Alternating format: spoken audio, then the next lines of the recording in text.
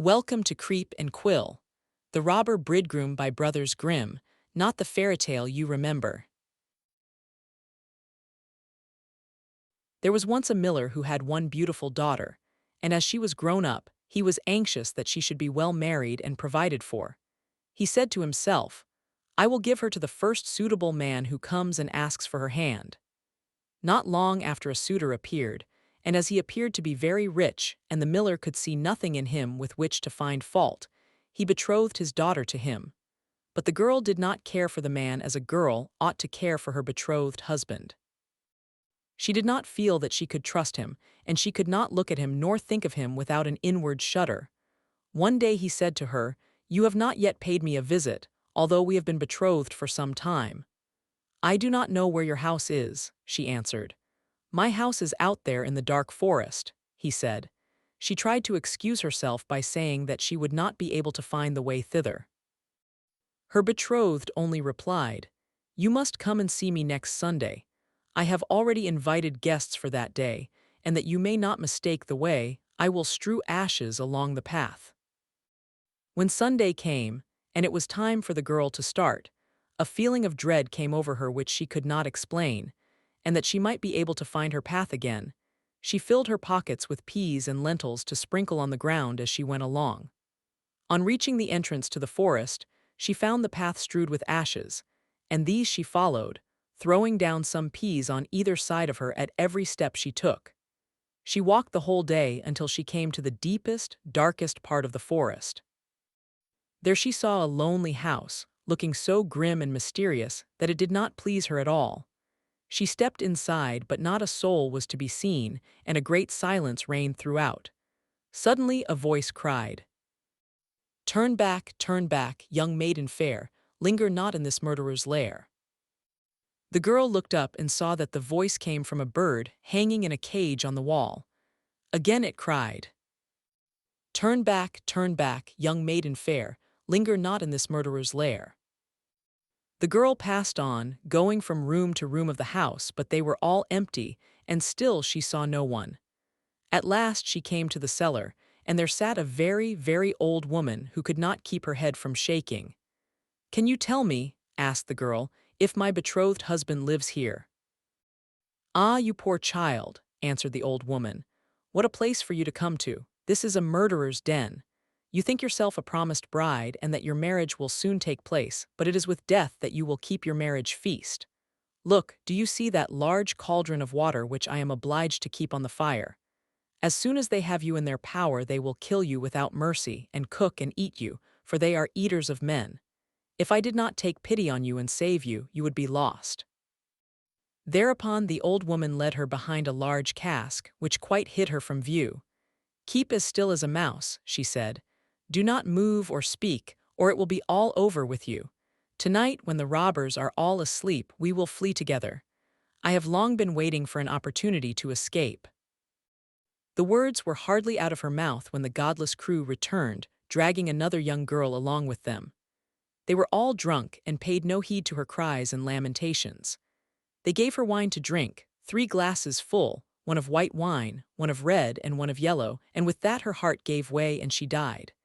Then they tore off her dainty clothing, laid her on a table, and cut her beautiful body into pieces and sprinkled salt upon it.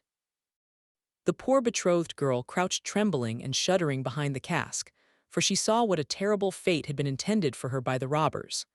One of them now noticed a gold ring still remaining on the little finger of the murdered girl, and as he could not draw it off easily, he took a hatchet and cut off the finger. But the finger sprang into the air and fell behind the cask into the lap of the girl who was hiding there. The robber took a light and began looking for it, but he could not find it. "Have you looked behind the large cask?" said one of the others. But the old woman called out, "Come and eat your suppers, and let the thing be till tomorrow. The finger won't run away." "The old woman is right," said the robbers, and they ceased looking for the finger and sat down. The old woman then mixed a sleeping draught with their wine, and before long they were all lying on the floor of the cellar, fast asleep and snoring. As soon as the girl was assured of this, she came from behind the cask. She was obliged to step over the bodies of the sleepers, who were lying close together, and every moment she was filled with renewed dread lest she should awaken them. But God helped her so that she passed safely over them, and then she and the old woman went upstairs, opened the door, and hastened as fast as they could from the murderer's den. They found the ashes scattered by the wind, but the peas and lentils had sprouted and grown sufficiently above the ground to guide them in the moonlight along the path. All night long they walked, and it was morning before they reached the mill. Then the girl told her father all that had happened. The day came that had been fixed for the marriage. The bridegroom arrived and also a large company of guests, for the miller had taken care to invite all his friends and relations.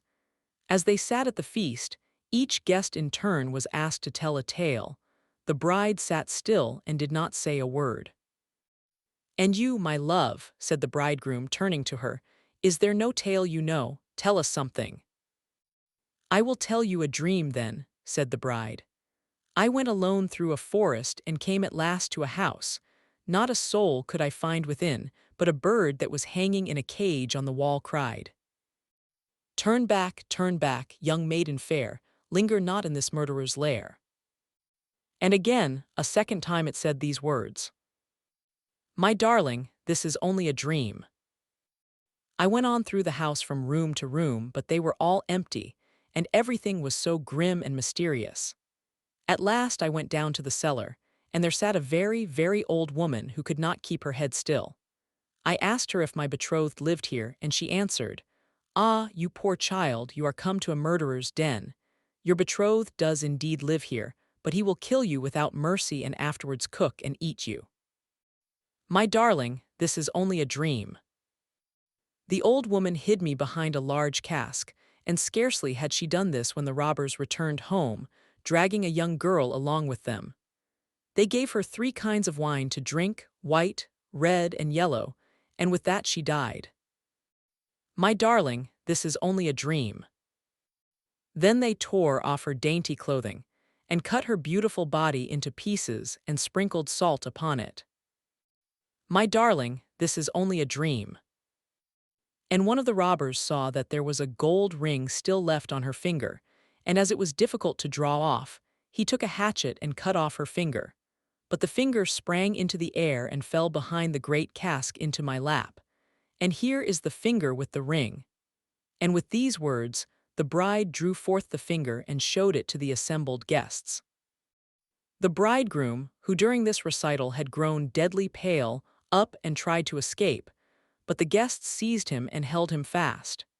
They delivered him up to justice, and he and all his murderous band were condemned to death for their wicked deeds.